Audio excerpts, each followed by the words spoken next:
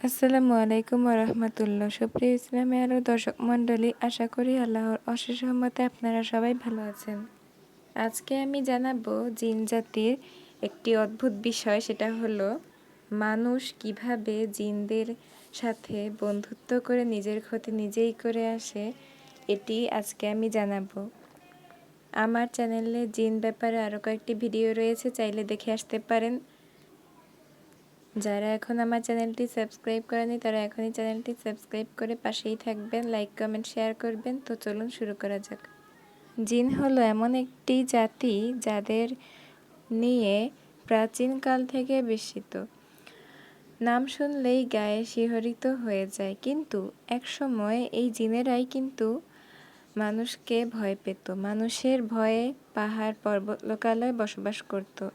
একসময় দুনিয়া পাল্টে যায়। যখন মানুষরা পাহাড়ে সফরে যেত তখন তারা জঙ্গলে এসব জিনদের থেকে আশ্রয় চাইত। আর তখন জিনরা ভাবত, আরে আমরা যে মানুষদের থেকে ভয় পাই, তারাই তো আমাদের থেকে আশ্রয় চাইছে। এরপর থেকে জিনেরা মানুষদের কাছে আসা শুরু করলো এবং তাতে মস্তিষ্কে ছড়িয়ে পড়তে শুরু করে।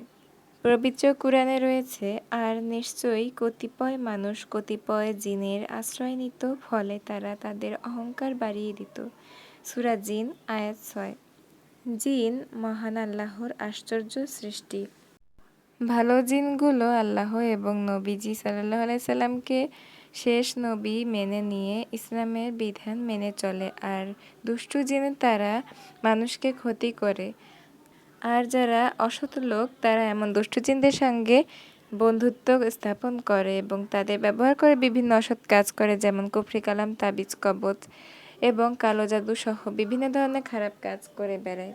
আল্লাহ তাআলা বলেন, হে আদম সন্তান, শয়তান যেন তোমাদের বিভ্রান্ত না করে, যেভাবে বিভ্রান্ত করেছে সে তোমাদের পিতা মাতাকে জান্নাত থেকে বের করে দিয়েছিল। সে তাদের পোশাক টেনে নিচ্ছিল যাতে সে তাদের লজ্জাস্থান দেখাতে পারে।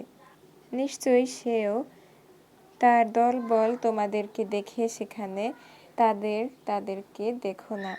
নিশ্চয়ই আমি শয়তানকে তাদের বন্ধু করে দিয়েছি যারা বিশ্বাস স্থাপন করে না। সূরা আল আরাফ আয়াত ২৬ থেকে ২৭। শয়তানদের সাথে বন্ধুত্ব করে মানুষ নিজের ক্ষতি নিজেই ডেকে নিয়ে আসে।